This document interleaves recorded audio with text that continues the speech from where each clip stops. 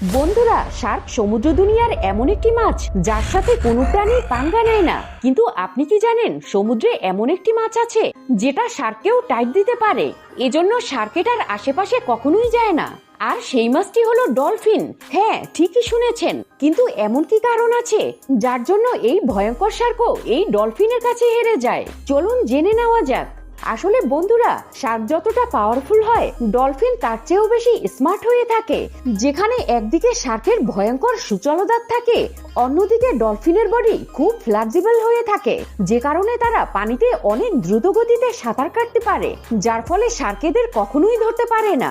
আর ডলফিনের লেজ হরিজন্টাল হয়ে থাকে, যেটা তাদের দ্রুত সাঁতার কাটতে এবং যে কোনো ডাইরেকশনে দ্রুত টার্ন নিতে সাহায্য করে।